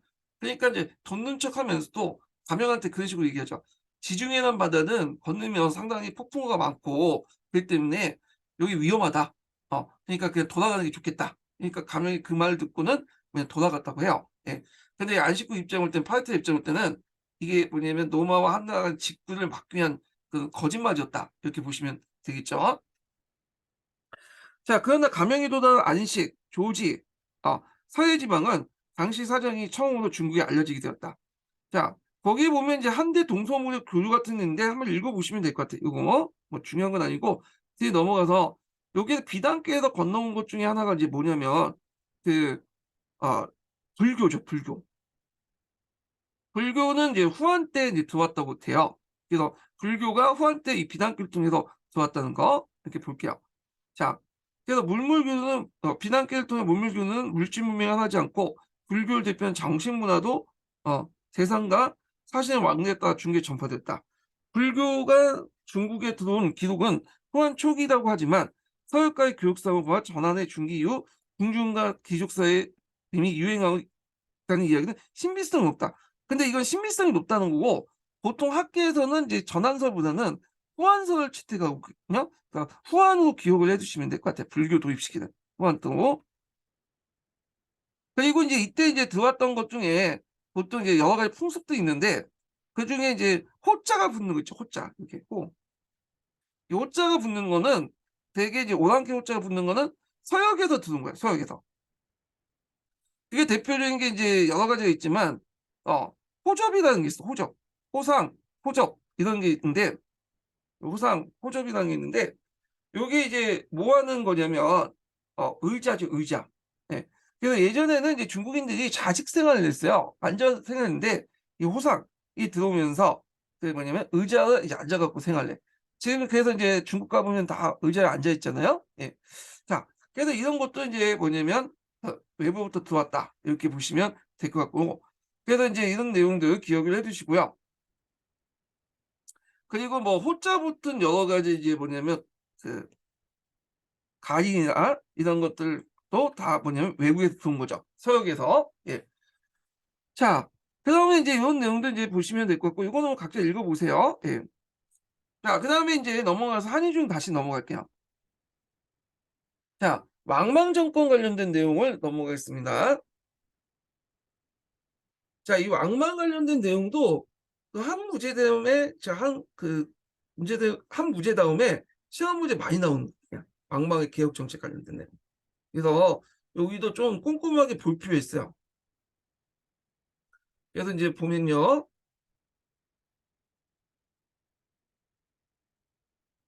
자, 요거는 한의중을 먼저 읽고 그 다음에 공개 부분을 이제 강독하겠습니다. 예. 자, 한제국은 독립된 자유농가 자치적인 성격의 항리사를 기반으로 한 국가였다. 그러나 생산력 향상과 함께 화폐 경제가 발전하자 농민들 사이 계층 분화가 이제 진행되었고 대토지 소유는 사회적 정치적 위기를 초래했으므로 이를 억제는 정권의 최대 과제였다. 자, 이를 위해 전한말 예제 때 제3마였던 사단이 토지의 소유를 제한하는 한전법을 제안했다. 내용은 제후왕과 여론은 공국 내에서 토지 소유를 인정하며 관리나 일반 서민들은 불문하고 토지의 소유 면적을 30경, 3,000모로 제한하고 노비도 제후왕은 200명, 여론은 100명, 관리나 일반 서민은 30명을 제한할 것이었다. 그러나 이마저 특권을 지켜놓은 제후왕과 여론 및 관리의 반대를 실패하고 자, 사회분화를 더욱 고조되었다. 자, 이 한전법 관련된 내용이 예전에 시험 문제 나왔죠. 이게 염철 논쟁 관련돼서 나왔어요. 염철 논쟁이 이제 한무제 정책 관련된 내용이잖아요. 근데 한전법 내용이 나왔어. 근데 한무제 때 그 뭐냐면 정책이 아니죠. 한전법은 예제 때 정책이죠. 그래서 이제 요거는 틀린 걸로 이제 오답 처리되는 내용으로 문제 나왔는데 한전법은 이게 구상만 할 뿐이지 실행하지 못했어요. 이런 생각도 있다라고 이제 의견을 제시한 건데 구체적인 실현은 안 됐죠. 예. 자, 이 와중에 정치적 실권을 잡아 한왕조를 이제 찬탈한 인물이 왕망이었다. 이렇게 보시면 돼요. 자, 그래서 이제 두 번째 인증번호 알려드릴게요. 두 번째 인증번호는 20번입니다. 예, 두 번째 인증번호 20번이에요.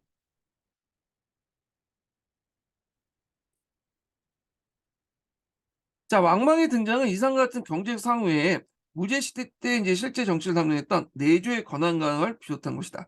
자, 무제가 병사한 이후에 외적인 각강은 대사마 대장군이라는 장군 칭호와 행정관으로서 상선을 경유하는 영상선사 자격을 획득했다.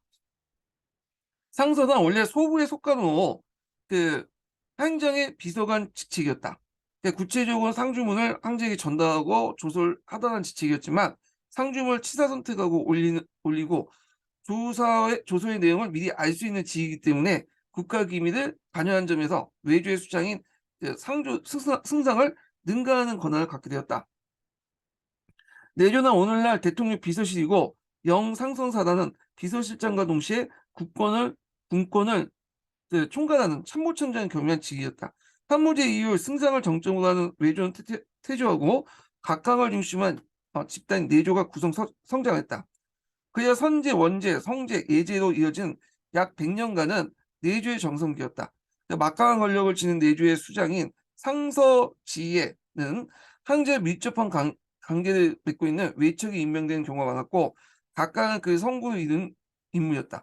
선제시대 때 허씨와 사씨, 성제시대 때 왕씨 등이 모두 상서를 맡았다. 그래서 왕망도 이 뭐냐면 상서를 통해서 정권을 장악했다 이렇게 보시면 돼요. 자, 그러한 가운데 외척이자 내조의 수장인 상서의 권한을 배경으로 한왕조를 선택한 것이 왕망이었다. 자, 왕망은 원제 황후의 동생이 왕만의 아들이었고 성제가 즉위하자 왕왕후는 태후가 되었다. 외씨는 외척으로 실권을 장악했다. 그 왕망은 왕씨 일족이면서도 일찍이 아버지를 여의기 때문에 불우한 한결을 잤다. 그러나 유학에 전념해 내로서 현재로서 평판을 얻었다. 좀 약간 이제 이 사람이 사이코패스 같은 기질이 있는 사람이야. 겉으로는 웃지만 이제 속으로는 상당히 음흉한 사람이라고 볼 수가 있는데, 자, 그래서 자기 아들이 이제 죄를 저지르니까 자기 아들을 죽였다고 그래요. 두 번 그 아들을. 왜냐하면 자기의 평판을 위해서 죽였다. 내가 그만큼 아들을 죽일 만큼 상당히 깨끗함을 유지하고 한다. 조금만 잘못이라도 나는 용납 못하겠다. 뭐 이런 내용인데 이게 뭐냐면 좀 약간 그렇죠. 인간적으로 별로 안 좋은 거죠. 이게 아무리 그래도 제일 좋다고 해도 이제 아버지하고 아들 간의 관계인데 이런 식으로 딱 잘라버리고 딱 처형시키고 막 그런 거는 그런 게 그래. 왜냐면 자기 아들조차도 그렇게 하는데 뭐 다른 사람의 관계 또한 이렇게 나갈 수 있잖아요. 그러니까 자기 목적을 위해서 아들까지 죽였다 이렇게 보시면 될 것 같아요. 자, 하여튼 이들 계기로 순조롭게 갈릴리로 승진을 거듭해 BC 8년 38세 젊은 나이로 대사마 지위를 올랐고, 그래서 이제 보통 대사마를 승상이라고 보시면 돼요. 이게 이제 승상이라는 용어가 전함 말기 때 대사마로 바뀌었죠. 자, 이후 이제 일시 은퇴 상태에 있었지만 예지가 죽자 9세 평지에 옹립하고 자신의 딸을 황후로 삼아서 정치적 실권을 다시 장악하게 되었다. 자, 왕망의 창탈 계획은 신중히 추진되었다. 자식이 죄를 짓자 어미 문책에 자살토록 했으며 시급도 이제 자기 명망을 위한 거죠. 시급도 반려하고 빈민을 구제하는데 힘을 쏟았다. 대단히 이중적인 사람이야. 마치 깨끗한 것처럼 이렇게 보여주면서 자기 이미지 관리를 이제 했던 거죠. 그러자 공장하고 건양의 이제 성인과 같던 칭송이 자제해졌고 점차 황제와 비견될 정도로 그 명성이 높아졌다. 5년에 쿠데타를 통해 평제를 살해한 후 2살 된 영을 황제에 삼고 자신을 가항제라고 했다. 자, 그 임시황제라고 했죠. 이어 다시 유행했던 참의설을 이용해서 여론을 조작한 끝에 8년을 거쳐서 뭐냐면 신을 건국했다. 그래서 이제 여기에서 이제 그가 건국할 때 이용했던 게 참의설이라는 거야. 참의설. 그래서 이제 앞에서 얘기한 좀 청인상설 같은 것들이 이게 이제 참의설의 일종이죠. 그래서 이런 참의설을 통해서 자신의 어떤 권력을 강화시켰다. 이렇게 좀 기억을 해두시면 될 것 같아요. 예. 자, 그런 것도 있고, 그 다음에 이제, 이는 무제일의 외척에 의한 정치의 전횡이 가장 첨예한 곳으로 참의설로 이런 신비주의적 유학을 발굴하고 새로운 정권을 참여했다. 참의설은 얘기했어요. 그래서 이제 유교와 도참 사상이 결합된 걸 얘기하죠. 자, 참의란 엄밀히 말해서 미래에 대한 기록과 예언설이면 도참과 경설 보완하기 위설을 구분했는데 모두 신비적 예언의 점에서 같다. 그래서 도참이라는 건 예언설이고 그 다음에 경설본 위설하는 건 음양오해설을 통해서 중국의 역사서, 이제 중국의 유교 경전을 재해석한 게 위서야. 예. 그래서 이게 결합되면서 참의가 된 거죠. 예. 앞 글자 각각 땄죠. 그래서 이 참의 위설을 통해서 앞날을 예언하는 거다. 이렇게 보시면 되겠죠. 근데 우리나라 같은 경우에는 이 도참 사상, 그러니까 여기 도참 사상이 이게 예언 사상이잖아요. 예언 사상이 풍수와 겹되죠. 그 풍수 도참이고 그 다음에 이제 유교 같은 게 전화시대 때는 한나 때는 이 도참 예언 사상이 유교와 겹됐어. 위서라고 하죠. 그러면서 이게 참의설이 되는 거야. 참의설. 자, 참의설은 고문학파가 아니라 근문학파죠. 그래서 이제 공양학을 중심으로 한 유학에서 파생된 걸로 생각되며 그래서 공양학이라는 것은 앞에서 얘기한 것처럼 그 미연대 공자의 숨은 뜻을 밝히는 데 있죠. 그래서 행간을 밝히는 데 있잖아요. 그러다 보니까 포괄적인 글보다는 숨어있는 그 의도가 뭔가 그걸 파악하는 거예요. 그러니까 이것은 의도를 많은 건 이건 상당히 주관적인 거잖아. 그러다 보니까 당대 여러 가지 이제 사상들 끌어다가 해석을 하는데 그때 이제 뭐냐면 전환시대 때는 한나라 때는 주로 뭘 끌어다 썼냐면 이 당시 그 음양오행설, 뭐 도참사상 이런 걸 끌어다 쓰는 거야. 그러면서 이제 발달된 것이 참의설이다 이렇게 보시면 될 것 같아요. 자, 그래서 전환말 후한초에 거쳐 정권 교체 이론적 근거를 자주 이용했다 이렇게 보시면 돼요. 그런데 이제 좀 약간 이상한 게 이 사람이 참의설이라는 게 이제 뭐냐면 근문학파잖아요. 예. 근데 실제로 이 사람이 이제 집권하고 나서 단학화 시키려고 했던 것은 뭐냐면 근문학파가 아니라 고문학파야. 그래서 유왕의 아들인 유흥이 있어요. 이 유흥을 이제 뭐냐면 고문학파인데 이 사람을 적극적으로 들어서 고문학파를 간학화시키려고 했죠. 원래 전환시대 때는 고문은 이제 제야학문이고 그 다음에 근문 같은 경우에는 그 국가에서 이제 본 간학화된 학문인데 거꾸로 이제 이때는 고문학파가 일종의 간학화시킨 학문이고 그리고 이제 근문학파가 좀 아싸가 된 거죠. 근데 이제 집권하는 과정에서는 이 참의설을 적극적으로 이용해서 이거 근문학파를 적극 이용했던 거예요. 그러니까 이 사람은 이제 그때마다 공문학발 쓰고 금문학발 쓴 것 같아. 그래서 집권할 때는 금문학발 필요한 참여성 이용했다가 막상 자기 집권하려면 전환시대가 좀 구분시켜야 될 거냐. 뭔가 차별화가 필요하죠. 그러다 보니까 공문학파를 다시 등용을 했고 때로는 이제 법과적인 어떤 정책도 같이 했어요. 예. 그래서 이런 것도 있다. 이렇게 보시면 되고요. 자, 유교의 연려한 신봉자 왕망은 황제의 자리에 오르자. 이때 이제 황제의 자리를 이제 오르자라고 했죠. 그때 이제 했던 그 뭐냐면 방법이 그 예전에도 시험 문제 나왔는데 선양이죠. 선양. 선양이라는 방법을 통해서 황제가 됐죠. 그래서 황제가 오르는 방법에 방벌과 성향이 있는데 시민이 아니라 이제 그 중국의 황제부터 뭐냐 한나라 황제부터 뭐냐 성향을 받는 식으로 왕이가 됐다. 그런 내용들 좀 기억을 해주시고요. 그래서 예전에 한번 성향과 관련된 내용이 기출문에 나왔어. 그래서 이제 이 동계에 있는 내용인데 이건 이따 좀 읽기도 하고 주공이 지었다는 주례를 모범으로 주례 같은 경우에는 이제 뭐에 이제 기반이 됐던 거냐면 고문경에 기반이 됐던 책이 주례예요. 주나라 예법과 제도를 정해놓은 건데 앞에서 예경이라는 책이 있다고 했죠. 5경 중에 예경이 크게 3개 부분으로 돼 있어요. 주례, 의례, 그다음에 얘기. 그 주례를 바탕으로 했다. 주례는 주공이 만들어졌다고 하지만 후에 가탁한 게 많아. 주공의 이름을 통해서 자기 생각을 많이 반영됐거든요. 그래서 주로 이제 법과적 요소가 상당히 많아요. 이렇게 법과적 요소. 그래서 정부의 어떤 직접적인 어떤 개입을 통해서 개혁을 하려고 하는 요소가 되게 강한데, 그래서 이 주례는 후에 이제 국문경 그 후에 이제 뭐냐면 개혁 사상의 어떤 바탕이 됐던 거죠. 그래서 왕망의 개혁도 놓고 뒤에 있지만 이제 뭐 측정부가 이제 즉위할 때도 뭐 개혁할 때 이 주례를 바탕으로 한 거고, 그다음 우리나라 보면 정도전도 조선을 세울 때 이 주례를 바탕으로 했잖아요.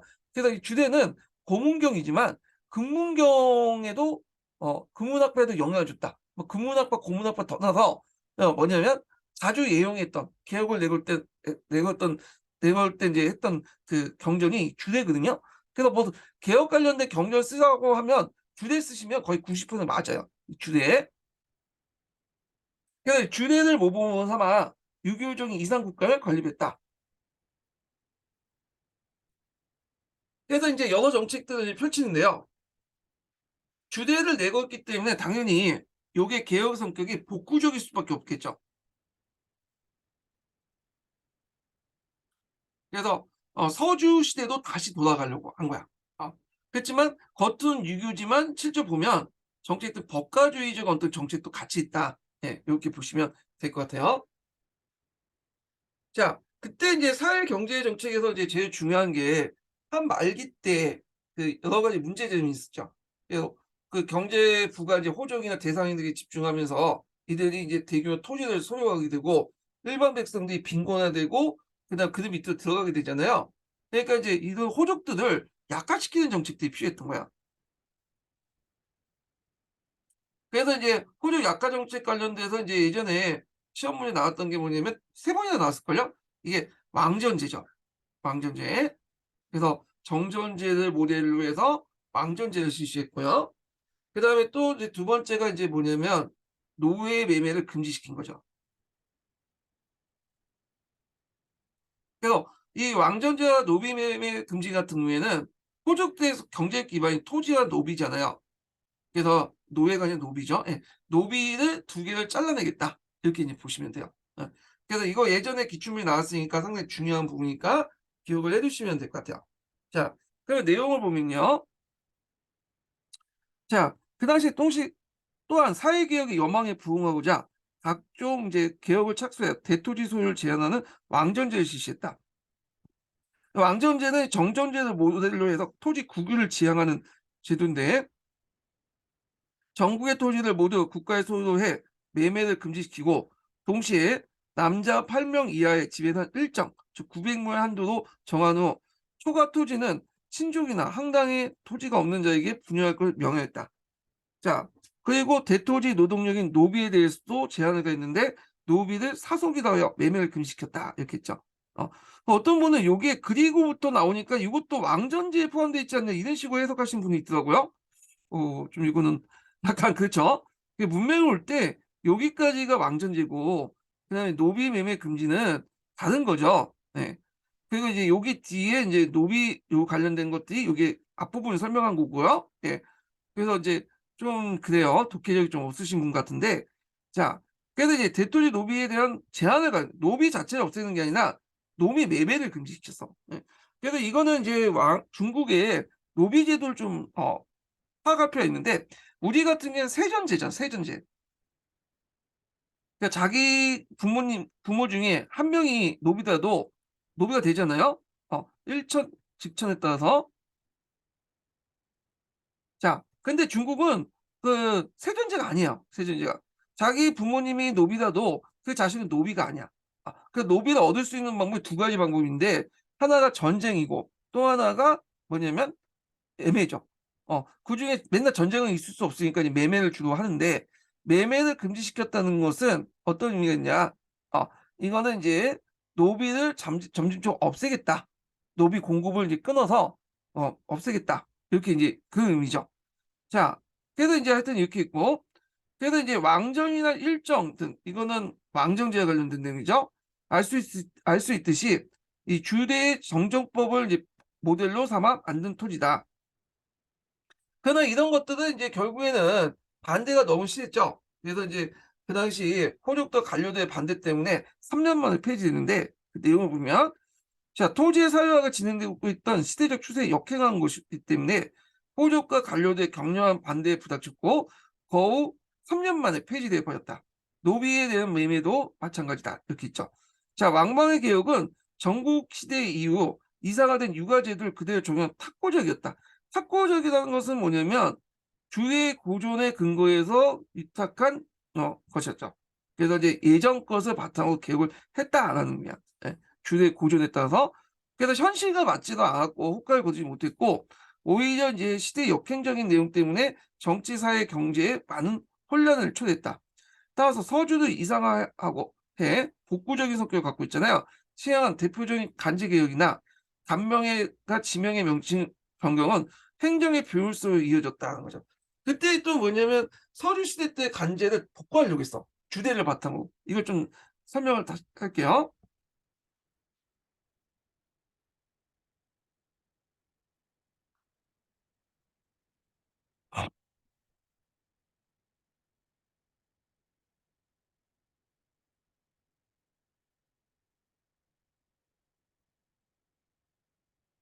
그래서 이 주대를 바탕으로 이제 간제 개혁을 했는데 준하나의 간제로 다시 복구시키려고 해서 이름을 다 준하나 제도 바뀌었죠. 뭐 사보라든지 상공이라든지 사장 이런 것들 상공 구경 뭐 이런 것들을 구성을 했어요.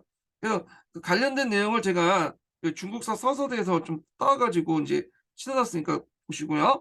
그래서 이제 한계를 보면 그 주대 입각해서 간제 개혁, 지명 개혁을 함으로써 행정 혼란을 초래했고 그 당시 이제 이런 것도 있고 의의는 어 황제를 정점으로 중앙집권적 관료체제 수립과 관료제를 통해서 황제 이론적 통치를 깨려고 했지만 이게 실패했다. 단순한 간제 개혁의 뭐냐면 명칭 변경이 아니라 그 명칭 변경과 함께 뭔가 통치 시스템을 바꾸려고 했던 것이죠. 예.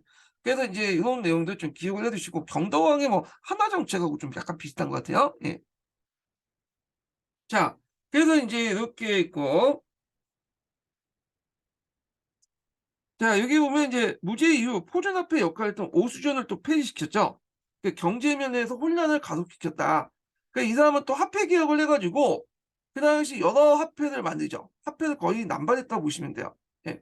그래서 이제 그 당시 오수전을 폐지하고 새로운 화폐 개혁을 했는데 그래서 이제 이때 이제 그 화폐 개혁 보면 뭐 대전, 개전, 착도, 팔천 이런 그 화폐 개혁을 이제 했죠. 그 관련된 내용 한번 읽어볼게요. 여기는 안 나와 있고 자세히 안 나와서 읽어보면 자 여기 보면 이제 그 내용을 보면 대전이나 개전, 착도 등의 신화표를 주조했다. 소전을 새로이 주조하여 대전과 함께 사용하고 나머지를 폐지했다. 또 4년 후에 대전과 소전을 폐지하고 새로이 하포와 사천을 만들어 사용했다. 그러나 왕망의 이 같은 화폐 정책은 일관성이 없고 너무 자주 변경되기 때문에 불편할 뿐만 아니라 식망을 잃게 됐다. 화폐에 대한 어떤 신뢰를 상실하자. 화폐가 중요한 게 이제 신뢰를 가지고 있어야 되는데 자주 화폐가 이제 바뀌다 보니까 이런 그 뭐냐면 신뢰성을 상실했다. 이렇게 보시면 될 것 같아요. 그래서 오히려 물가 상승만 부추겼다. 이렇게 보시면 되겠죠. 자, 요게 이제 주요 산업을 국가가 독점하여 하는 정책은 지방 호족들의 불만을 초래했다. 이렇게 인제 있는데 여기에 관련된 내용, 구체적 경제 정책 관련된 내용은 여기는 없어요. 예. 그래 갖고 제가 인제 요걸 가지고 좀 정리할게요. 이게 그 동계는 나와 있는데 여기는 없더라고. 자, 앞에서 인제 왕전제에 대해 설명을 했잖아요. 자, 여기 보면 그 외에도 상업 통제 정책을 했어요. 그래서 이 산업통제는 무제 정책을 계승하고 법과적 성격을 갖고 있다고 했죠. 그래서 목적은 상공업 개혁을 통해서 빈민 규제와 사회 안정을 시도하려고 했다. 그래서 이제 오균 제도와 육간 제도를 실시했는데 오균 제도는 오균 사시사를 두고 이 경제 감시와 대어업을 담당했고 대어업은 4대 제도라고 해요 또. 예. 그래서 물가 조절을 통해서 상해 폭력 억제하려는 정책이었다. 이렇게 보시면 돼요. 그래서 이제 무제가 실시했던 이 군수 평균법과 비슷한 제도로서 그 목적은 상인의 폭리를 배제하고 물가 조절을 위한 사회 안정 이룩을 가했다. 그래서 이 제도는 그 군수법과 평균법과 비슷한 제도다. 이렇게 보시면 되겠죠.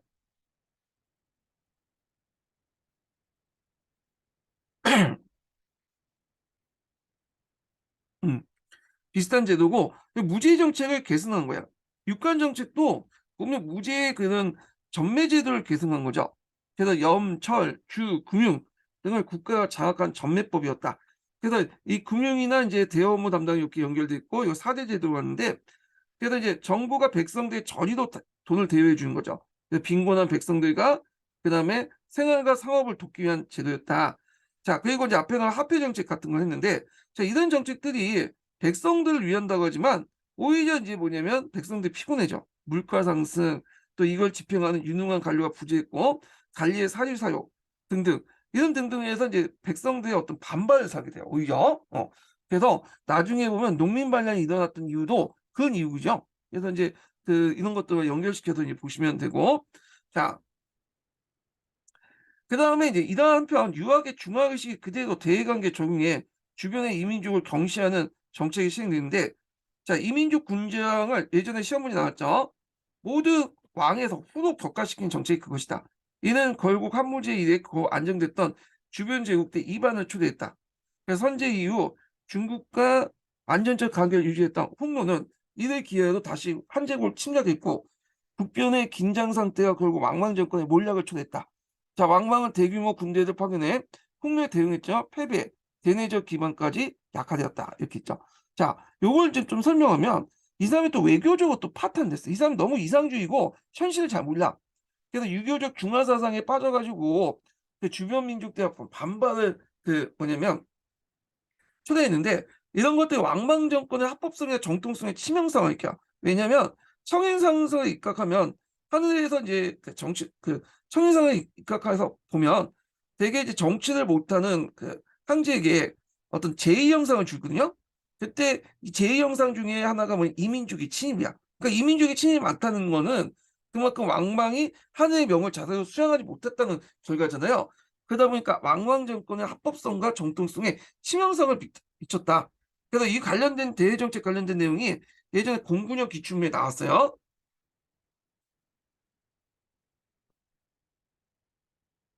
그러니까 중국사 서서에 있는 내용을 한번 읽어볼게요. 자, 그 왕망은 대외정책에 실패했다. 신앙조를 수입한 왕망은 주변의 제민족들에게 이 사실을 알리고 한에게 준 인수를 회수하고 왕망의 인수를 대신 주었는데 이제 왕망은 웨이 군장에 주었던 왕이나 칭호를 후하고 간등시켰죠. 이때 이제 왕의 칭호를 가지고 있던 웨이 군장들은 북방의 홍노서우, 그다음 운남의 구종왕, 그 고구려 왕 이런 것들 이제 왕 및 서남제국의 왕들이었다.